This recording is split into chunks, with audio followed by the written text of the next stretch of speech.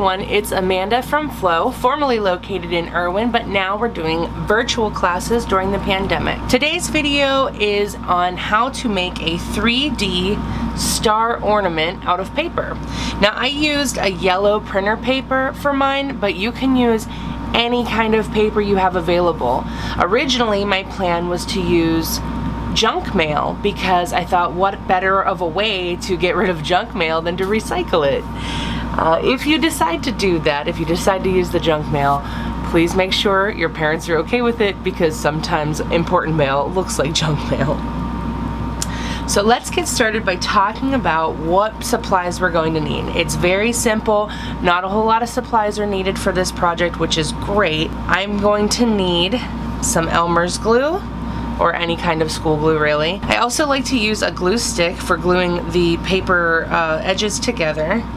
And then we will also need some type of string. I have some jute, which is a natural fiber rope, but you could also use a ribbon, you could use balloon string, or you could even use thread or paper. You can cut paper down into strips. You'll also need a pair of scissors, and you will need paper, whether that is construction paper or junk mail or whatever, but I'm going to use a yellow sheet of paper to match the one that I had already made as a sample. Pause this video as you need to while we're going through all of the steps, because some of this can be a little bit tricky, but I'll try to take it as slow and easy as possible.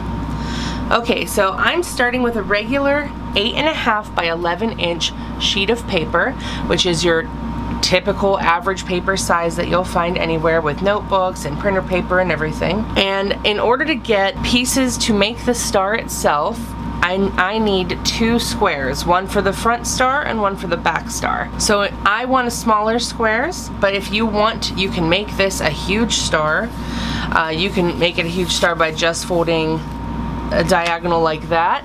But I am going to fold my paper just a little bit up the sheet, and I'll get this rectangle here where I am going to cut this out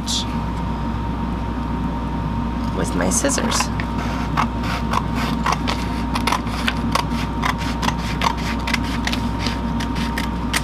Okay, I can put that part aside, and now from here I can fold the diagonals to get my square sheets of paper. So this is my first one,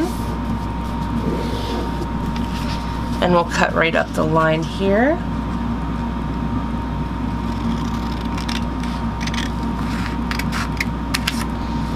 And I'll set that aside, and then this is my second one.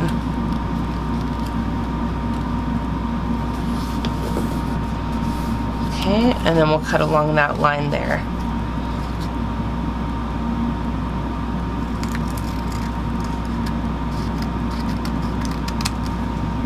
Okay. If need be, you can pause at this moment to get caught up to this point in the project. The next thing I'm going to do is I'm going to unfold it. For me, it's easiest if I do these together because I save time, but if you need to, you can do this separately.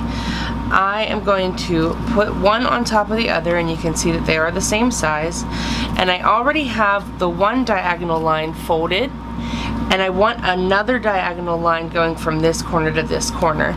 So I'm going to flip it over, and I'm going to fold this point to that point in order to get that diagonal line for our other corners.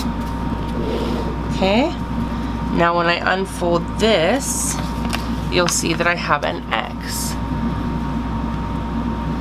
Okay, to make this project a little bit easier, now I want to fold so that I have a crease here and a crease here. So I want a plus sign over top of my X.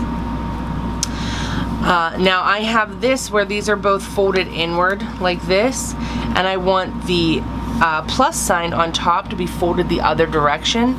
So I'm going to fold the plus sign, while these would be called peaks, so it would be like the peak of a mountain, and so I want the peaks up instead of the valleys. So we want peak side up, and to fold from this side over to this side. So I'll do that now.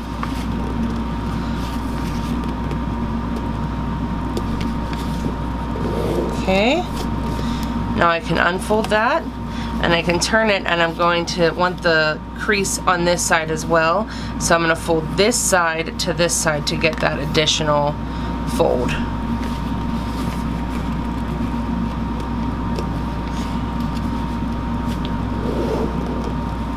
Okay, and we can unfold it. Now pause here if you need to in order to get caught up. So moving forward from here, we need to start making a few cuts along our square, and I am looking to make the cuts on only the plus sign. So remember, our X goes from corner to corner and our plus sign goes from side to side. Now you don't want to make the cut too far in. You don't want it to go the whole way to the point, and you kind of want them to be even.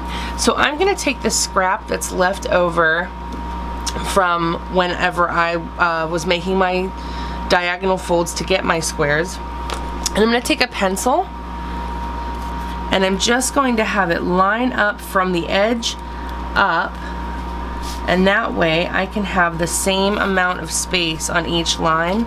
So I'll do one there, there,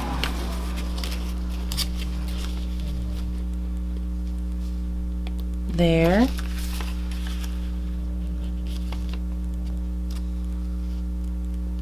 and there. Now I'll go around. Now I have both the papers stacked on top of each other, again to make it easier for myself. But now I will go on each line on the plus sign, and I will cut up to that point that I marked.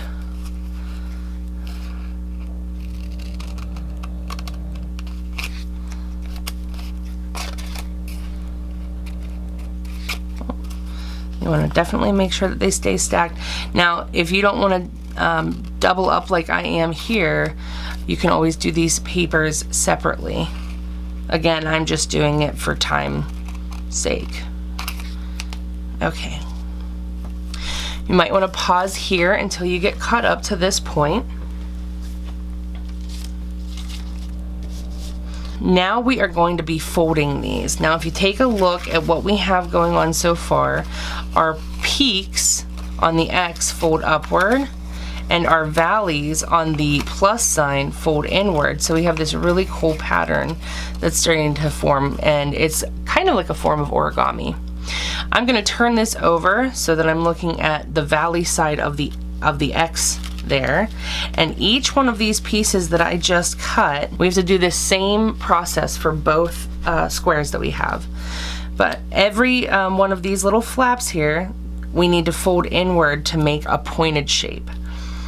So I need to line up this line here with that line in the X, and in order to do that, I'm going to have to fold it kind of at an angle. Well, not kind of, definitely at an angle. Okay, and then I can do this side as well, where I want this line, this side of the paper to line up with that X line as well. Now, sometimes I don't get this to be perfect, and honestly, that's okay. We're going to do all the folding first, and then we'll start gluing. So I'm going to do that the whole way around for each one of these corners, and I'm going to do it again for this one here. We'll see what it looks like after the first one's done, and it might make a little bit more sense, but this is all the folding is done on the same side here.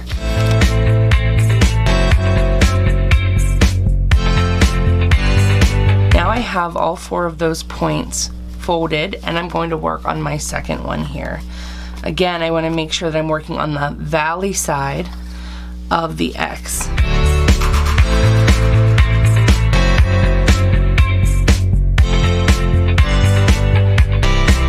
So now we have all of the folding done.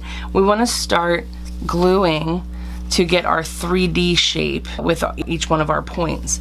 So I'm using my glue stick for this part because I like that it sticks to the paper right away. And you might want to keep a pencil or something on hand, and I'll show you why here in just a moment. But I'm going to start with this point. I'm just going to glue a little bit on this side here. You don't need a whole lot of glue.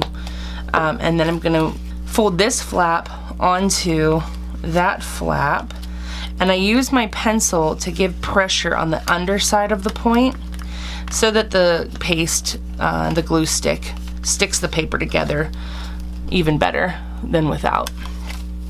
And I'm gonna do that to each one of the points. It doesn't matter which side you glue, just make sure that you glue one side and layer the other flap on top of it.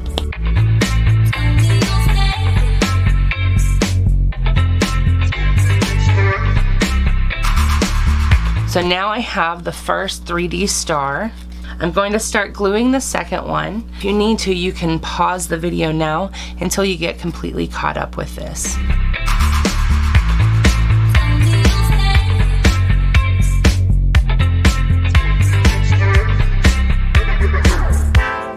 If you hadn't paused yet and you need to now, go ahead and do that.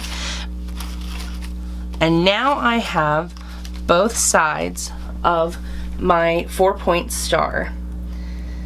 So the way that we are going to layer these is that they are going to be opposing points, and by opposing I mean they're going to be offset. You could also do an ornament like this, but I definitely like the way that this style looks here. It makes it look more Christmas-like. So now that I know how I'm setting my stars together, I need a little bit of my rope or string, and I'm gonna cut a piece of my jute here. And I personally found the best way to make this work is by tying a knot in it. So I'm just gonna do a little overhand knot on the end here.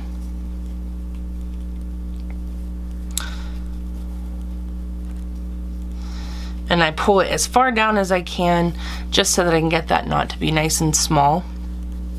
But the nice thing is, whenever we go to assemble this, this string sits right inside there and it uses the bulkiness of the knot to hold itself in. So you don't really have to worry about it falling out. Of course, you don't want to manhandle it too much or be rough with your new ornament. But it should sit right in there without any issue. So now's the time that I'm gonna need my Elmer's glue or my liquid glue. You could also use your glue stick if that's all that you have, but I personally have found the Elmer's liquid glue to work better. And so I try to keep it pretty simple whenever I'm going to glue this, but if you take a look, and if it helps you, you can always take your pencil and make a mark where your star is lining up with the other one so that you don't put extra glue around the outside and then it get everywhere. So I try to keep these pretty centered, and I'm gonna just do some really light marks with my pencil. Ooh, okay. Trying to keep everything together. Okay. So those are super, super light marks, and that's okay, that's all that I needed. But if you end up not being able to get those marks made, a good rule of thumb is to just pick one side to work on and put one small dot of glue at each bottom part of these individual triangles. So on each point you put a dot of glue. Okay. And it does not have to be a lot. I'm going to put this inside, maybe right there works, and I'm going to line my other back side of the star up as centered as possible. Okay. And you just want to hold it for a little bit while it kind of gets settled in. And then once it's not moving, once it feels pretty settled, you just want to set it aside so that it completely dries, and then you'll have a fully functioning, working, and ready to go ornament. Now, like I said, you can do this with junk mail, you can do it with printer paper. If you only have plain white printer paper, Get out some crayons and some markers and scribble all over the page, or do different designs, or you could even do designs once you've gotten to the point where you've glued all of the points together, and you can do designs on each individual one. Maybe you want to color one side pink and one side green and go the whole way around. Anything that you want to do, or as creative as you want to be, go for it. This is your project. The nice thing is you can make unlimited amounts. However much paper you can find, you can make just as many stars. You can give them to family members as gifts. You can send them out to friends, since we're all trying to be socially distant. Thank you for coming with me today on this journey to make some fun 3D stars. I hope that this project was at least a little bit easy. Thank you, and have a great day, and have a happy holiday season.